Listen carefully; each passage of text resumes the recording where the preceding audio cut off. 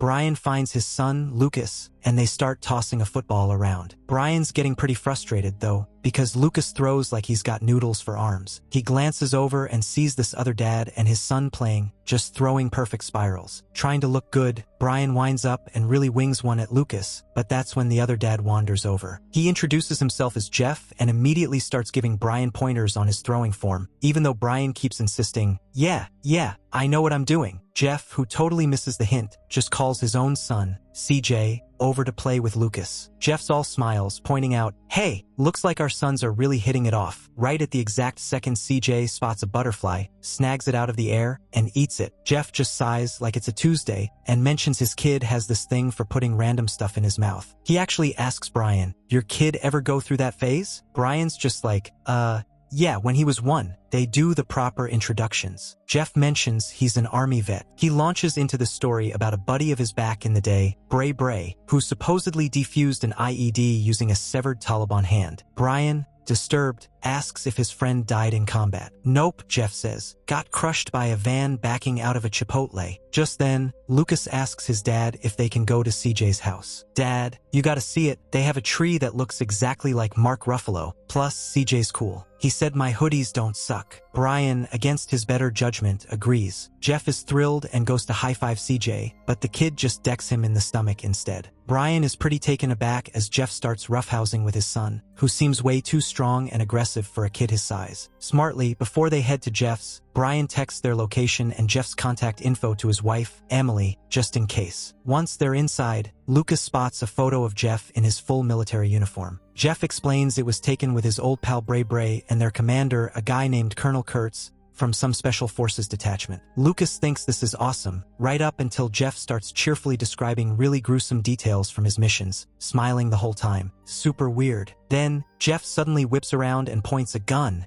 at Brian's face, which turns out to be a barbecue sauce dispenser. A few minutes later, Lucas runs back into the room, his eyes wide, gushing about how cool and strong Jeff is. Brian just tells him it's probably genetics, then mutters under his breath that guys built like that usually don't live long. Things get a bit serious when Jeff reveals his wife passed away a few months back. Brian offers his condolences, but Jeff just brushes it off. He explains he'd saved up a good chunk of money from a security gig, which let them pack up and move to a new town. He figured he'd give the whole stay-at-home dad thing a try. Then Jeff just blurts out, "Your wife dead too?" Brian, startled, says no and explains that his wife is a lawyer and he used to be a forensic accountant before he got canned. Still weirded out by the kid, Brian asks Jeff for CJ's full name. "Christopher Jiff," Jeff replies. "Wait, like the peanut butter?" Brian asks. Jeff just nods, completely serious, and says his wife loved the brand so much she insisted on naming their son after it. The conversation gets cut short when Lucas sprints inside, panicked, telling Brian there's a strange man outside watching them. Jeff immediately, and way too calmly, tells the boys, "All right, who wants to go to Buc-ee Cheese for lunch?" At the restaurant, Jeff gets all sentimental. He tells Brian he thinks God is great because on the very first day CJ met his new best friend, Lucas. Jeff also met his own new best friend, Brian. Brian has to pump the brakes, telling him things are moving way too fast and they should probably get to know each other first. But as Brian's talking, he can see Jeff totally tune him out. Jeff's eyes are locked on a guy in a leather jacket across the room, watching them. Jeff scoops up all their game tickets, runs to the prize counter, and exchanges them for one of those giant, super socks. He fills it with arcade coins and heads for a back room. He accidentally clocks the wrong guy before finding the man from the restaurant. A seriously brutal fight breaks out, and Jeff clearly knows what he's doing. He gets the upper hand, smashes the guy's face, and demands, "How did you find me?" The man just passes out cold. Meanwhile, back in the dining room, Brian is miserably being forced to take a promo picture with the Buc-ee Cheese mascot. When their pizza finally arrives, CJ just stares at it, completely baffled, and asks, "What is that?" Brian and Lucas are stunned. CJ doesn't know what pizza is. Brian asks, "Your father never took you out for pizza?" CJ, completely casual, just says, "Jeff isn't my father. He took me." That's it for Brian. He's shocked and tries to leave immediately, but the hostess physically stops him. She says he can't go because his entry wristband doesn't match CJ's. She then leans down and asks CJ if he knows Brian. CJ, without blinking, says, "I don't know any of these people." In that exact moment, Jeff comes charging out of the back and tackles the mascot. It's total chaos as the four of them bust out of the establishment. Outside, Brian is screaming, demanding to know why CJ said Jeff isn't his dad. Jeff, as cool as ever, just says, "Because it's the truth." Right then,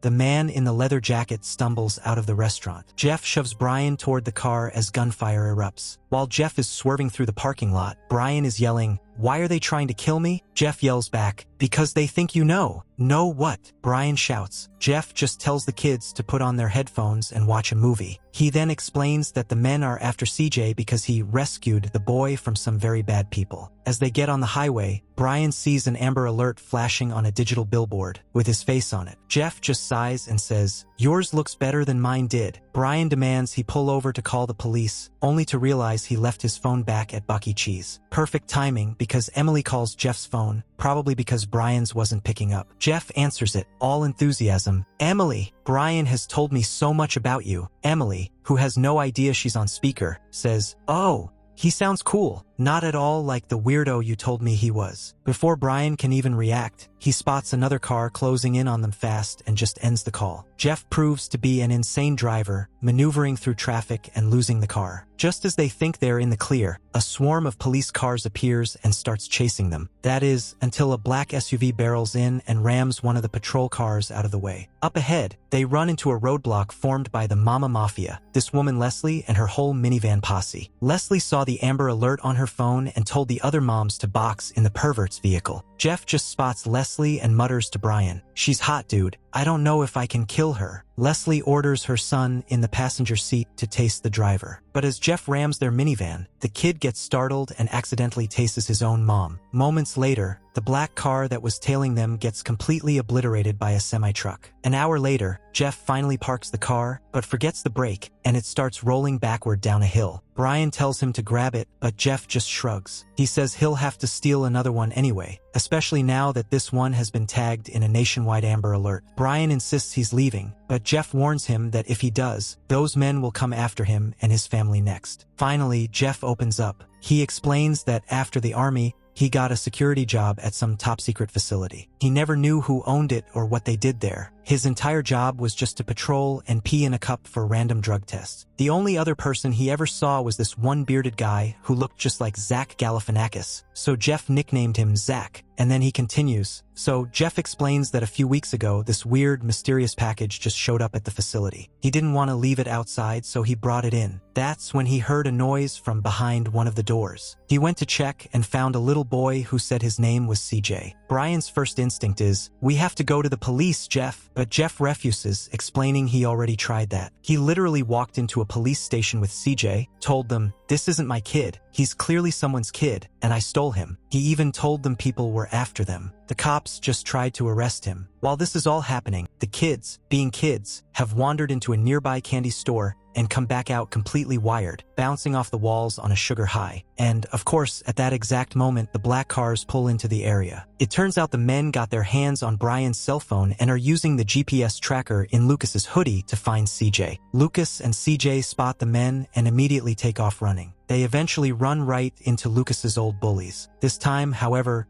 CJ just steps in and takes all the bullies down with scary ease. Back with Brian, he's at his wit's end. He asks Jeff, "Is there anything else you've lied about, besides your wife being dead and CJ being your son?" Jeff hesitates, then finally admits that the kid's name isn't even Christopher. He has no idea what his real name is. Just then, they see the black cars closing in. Jeff's plan is to steal another car, but Brian refuses and just runs off to save his son. That's when the gunfire starts. Brian manages to get to Lucas and CJ, who are hiding. Lucas is panicking, yelling, "Where's Jeff? He's the one who can actually protect us." Right as a man with a gun advances on them, Jeff appears out of nowhere, having stolen a car after all, and just runs the guy over. They all pile in and escape, but Brian can't figure out how the men keep tracking them. Then it hits him. His phone. He realizes they must be using its GPS. He screams at Lucas to turn off the tracker in his hoodie before they're found again. In the back, Lucas thanks CJ for saving him earlier. Up front, Brian opens up to Jeff, admitting he doesn't feel like a good dad. Jeff actually disagrees, telling him he is a good father. He's got the instinct to protect his kid, and Lucas clearly loves him, unlike CJ. Brian confesses he always thought he'd have kids in his 20s or 30s, but it just didn't happen. Then God put Emily in his life, who he says is way out of his league. Brian continues, saying that when Lucas first called him dad, it was the best feeling in the world. Still, he sometimes feels Lucas deserves a younger, cooler father. Jeff tells him he is cool, and that he would have given anything to have a dad like Brian. Brian, getting choked up, just tells Jeff to take them somewhere off the grid. So, Jeff drives them to a retirement home. He introduces them to his estranged father, Gordon, a man who abandoned him when he was 4. Gordon sees CJ and just assumes he's Jeff's son. Jeff corrects him, but Gordon looks unconvinced. Gordon then tries to explain, saying he dropped Jeff at an orphanage because he didn't know how to care for him after losing his wife. He admits he was young, stupid, and overwhelmed, but insists he kept tabs on Jeff over the years. As Jeff is listening, he's also staring at CJ, struck by how much the boy looks like him. He slowly comes to the shocking conclusion that CJ might actually be his son. Brian asks if Jeff knows who the mother could be. Jeff awkwardly admits he doesn't, saying he slept around a lot back then. Excited, Jeff turns to CJ and tells him they're going to be a great team. Then Jeff informs Gordon that he's in trouble and asks if he can watch the kids for a while. Gordon refuses. Back in the car, Brian tells Jeff they need to find out why someone would take his child and lock him up. Jeff just shrugs and says, "Why would anyone want a kid from me? You saw my dad." He explains that's why he joined the army, to find a sense of family. But even then, he says he failed. He recalls refusing to shoot a child suicide bomber during his service. His commander, Kurtz, was disappointed but still called him his perfect soldier. "He had my back," Jeff says. Brian replies, "That's what it's all about, letting them know we've got their backs." Later at lunch, Brian notices something really weird. Jeff and CJ are eating in perfect synchronization. He asks Jeff if he remembers anyone else from that top-secret facility. Suddenly, Jeff recalls Zach. Brian asks how they can find him. Jeff suggests a dating app. Since Zach used to come to him for help setting up his profiles, Jeff creates a fake account and messages him. But Zach quickly catches on, thinks it's a bot, and blocks him. So Brian, thinking fast, decides to use Emily's photo instead. Posing as her, he messages Zach. After some flirty back and forth, Zach agrees to meet Emily in a hotel room. When Zach arrives, Jeff ambushes and ties him up.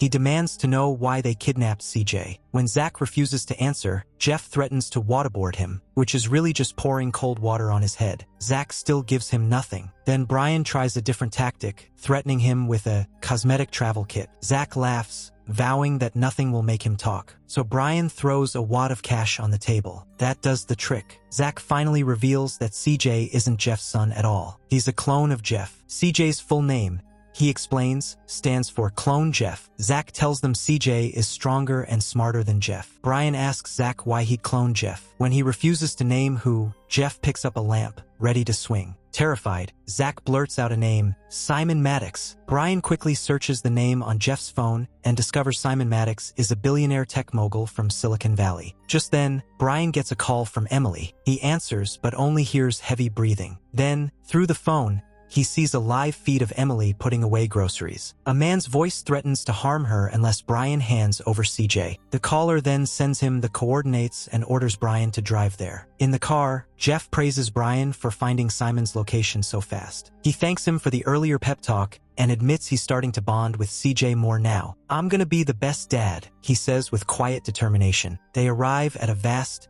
empty clearing. Moments later, several black cars pull up, surrounding them. Brian tells Lucas to get back in the car, then turns to Jeff and apologizes. He admits the men had threatened to kill Emily, and that's why he drove them here. Simon steps out of one of the cars while his henchman drags CJ away. Jeff begs to say goodbye, but Simon coldly tells him that CJ isn't capable of forming any emotional attachment. Jeff refuses to believe it, calling it nonsense, and tells CJ that he loves him. "I'll find you and make things right. Do you feel anything at all?"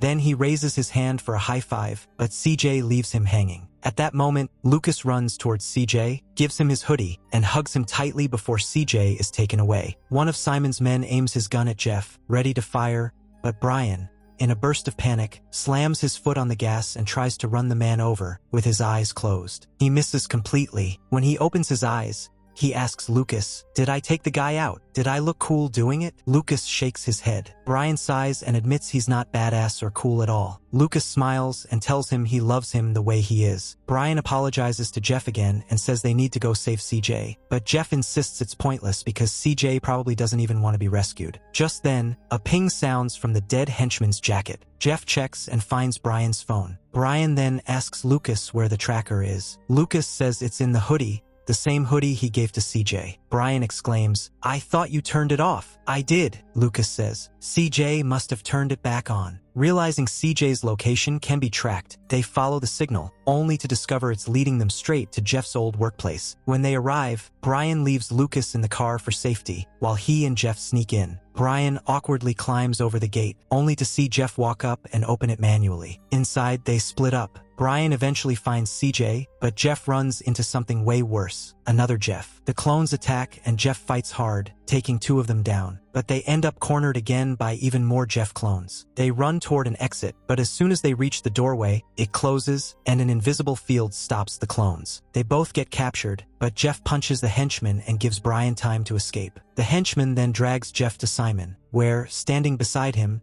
is none other than Colonel Kurtz, Jeff's old commanding officer. Kurtz greets him almost fondly, saying he always liked Jeff, but couldn't stand his one flaw, empathy. He explains that Jeff wasn't the only soldier who disappointed him, so he sought to create the perfect one. That's when he discovered Simon's cloning research. Using DNA taken from Jeff's random drug tests, Kurtz combined Jeff's superior physical traits with artificial obedience. He boasts that the clones never tire, never question orders, and never feel. He hands a crossbow to CJ and orders him to kill Jeff. Jeff looks CJ in the eyes and tells him he's not a machine, that they're the same. CJ hesitates, then suddenly turns and shoots Simon instead. Chaos erupts. Jeff and CJ fight side by side, taking down the remaining clones. Kurtz grabs a gun and aims it at Jeff. But before he can fire, Brian comes barreling through in a car, trying once again to run the villain over. But he misses, again. Brian asks Lucas, "Did I run over that man and look cool this time?" Lucas grins and says, "Yeah, you did. Totally badass." After the dust settles, Jeff walks up to CJ. Instead of a high five, CJ hugs him. They all escape the facility as Jeff detonates explosives, destroying the entire building behind them. Weeks later, Jeff shows up at Brian's house, casually knocking on the door. When Brian answers, Jeff says, "Someone set fire to my house." Brian immediately asks if it was Simon's men. Jeff shakes his head. "Nah, different bad guys this time. But don't worry, I'll catch you up." Here, the movie ends. Thank you for watching.